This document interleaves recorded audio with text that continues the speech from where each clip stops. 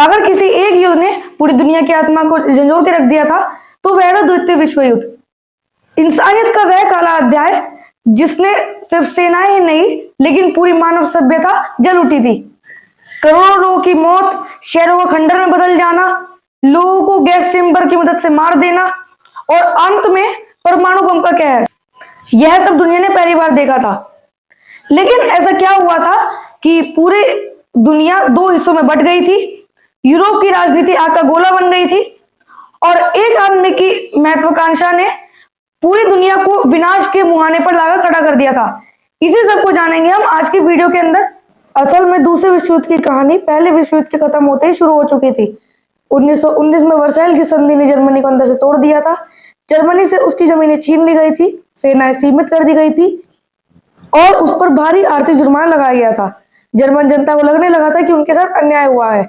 बेरोजगारी, गरीबी और अपमान ने पूरे देश को गुस्से से भर दिया था। ऐसे हालात में जर्मनी को एक ऐसे नेता की तलाश थी जो उन्हें फिर से महान बनाने का सपना दिखा सके। तभी जर्मनी की राजनीति में एक नया चेहरा उभरता है जिसका नाम था अडोल्फ हिटलर। हिटलर सिर्फ एक नेता नहीं था, वह लोगों की भावनाओं को हथियार की तरह इस्तेमाल करना जानता था। उसने जर्मन जनता से वादा किया कि वह वर्साइल की संधि को तोड़ देगा और जर्मनी को फिर से दुनिया की सबसे बड़ी ताकत बनाएगा। धीरे धीरे उसकी नाजी पार्टी मजबूत होती गई। 1933 में हिटलर जर्मनी का चांसलर बन गया और उसके बाद उसने लोकतंत्र को खत्म कर तानाशाही स्थापित कर दी। दूसरी तरफ इटली में बेनितो मुसोलिनी फासीवाद को बढ़ावा दे रहा था। जापान भी एशिया में अपना साम्राज्य फैलाना चाहता था। इस तरह जर्मनी, इटली और जापान एक साथ आ गए और उन्हें धूरी देश कहा गया। वही ब्रिटेन, फ्रांस, सोवियत संघ और बाद में अमेरिका मित्र राष्ट्रों के रूप में सामने आए। 1930 का दशक यूरोप के लिए बेहद तनावपूर्ण था। हिटलर एक के बाद एक कदम बढ़ाते जा रहा था। उसने पहले अपनी सेना को मजबूत किया, फिर ऑस्ट्रिया हंगरी पर कब्जा किया। उसके बाद उसकी नजर चेकोस्लोवाकिया पर गई। ब्रिटेन और फ्रांस ने उसे रोकने की बजाय समझौता करने शुरू कर दिए। उन्हें उम्मीद थी कि अगर हिटलर को थोड़ी छूट दे दी जाए तो वह शायद शांत हो जाएगा, लेकिन यह उसकी सबसे बड़ी भूल साबित हुई। 1 सितंबर 1939 की सुबह जर्मन सेना ने पोलैंड पर हमला कर दिया। टैंकों, विमानों और तेज रफ्तार हमलों से जर्मनी ने पोलैंड को कुछ ही दिनों में कुचल दिया। इसके जवाब में ब्रिटेन और फ्रांस ने जर्मनी के खिलाफ युद्ध घोषित कर दिया और इसी से शुरुआत होती है दूसरे विश्व युद्ध की। जर्मन सेना ब्लिट्जक्रीग यानी कि बिजली की गति वाले युद्ध के लिए मशहूर थी। देखते ही देखते डेनमार्क, नॉर्वे, बेल्जियम और नीदरलैंड सब जर्मनी के कब्जे में चले गए। 1940 में फ्रांस भी हार गया। अब यूरोप में सिर्फ ब्रिटेन बचा था। हिटलर ने ब्रिटेन को झुकाने के लिए लगातार हवाई हमले किए, लेकिन ब्रिटिश जनता और उसकी वायुसेना डटी रही। यह लड़ाई इतिहास में बैटल ऑफ ब्रिटेन के नाम से प्रसिद्ध है।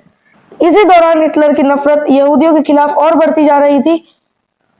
नाजी विचारधारा के अनुसार जर्मन आर्य नस्ल सबसे श्रेष्ठ थी और यहूदी समाज के दुश्मन थे।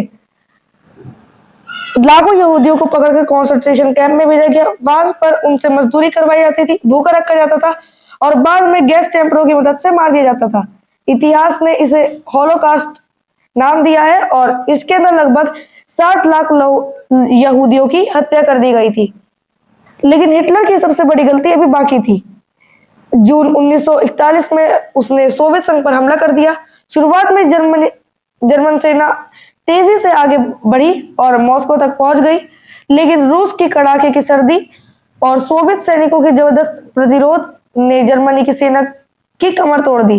लाखों सैनिक ठंड, भूख और लड़ाई में मारे गए। यही से युद्ध का रुख बदलना शुरू हुआ। दूसरी तरफ एशिया में जापान तेजी से अपना साम्राज्य का विस्तार कर रहा था। 7 दिसंबर 1941 को जापान ने अमेरिका के पर्ल हार्बर नौसैनिक अड्डे पर हमला कर दिया। इस हमले में हजारों अमेरिकी सैनिक मारे गए और अमेरिका सीधे युद्ध में उतर आया। अब धुरी राष्ट्रों के खिलाफ दुनिया की सबसे बड़ी ताकत भी मैदान में थी। 1942 से 1944 के बीच युद्ध ने भयानक रूप ले लिया। अफ्रीका, यूरोप और प्रशांत महासागर में हर जगह लड़ाई चल रही थी। 1944 में मित्र राष्ट्रों ने फ्रांस के नॉर्मंडी तट पर ऐतिहासिक हमला किया, जिसे डी-डे कहा जाता है। इसके बाद जर्मनी की हार लगभग तय हो चुकी थी। 1945 आते आते सोवियत सेना बर्लिन पहुंच चुकी थी। हिटलर अपने बंकर में छुपा हुआ था। 30 अप्रैल 1945 को उसने अपनी पत्नी ईवा ब्राउन के साथ आत्महत्या कर ली। कुछ ही दिनों के बाद जर्मनी ने आत्मसमर्पण यानी सरेंडर कर दिया। यूरोप में युद्ध खत्म हो चुका था, लेकिन जापान अब भी लड़ रहा था। अमेरिका जापान को हर हार में झुकाना चाहता था। तब अमेरिकी राष्ट्रपति हैरी ट्रूमैन ने इतिहास के सबसे भयानक फैसला लिया। 6 अगस्त 1945 को अमेरिका ने जापान के हिरोशिमा शहर पर परमाणु बम गिराया। पूरा शहर कुछ ही सेकंडों में राख बन गया। लाखों लोग मारे गए या हमेशा के लिए विकलांग हो गए। उसके 3 दिन बाद यानी कि 9 अगस्त 1945 को नागासाकी पर दूसरा परमाणु बम गिराया गया।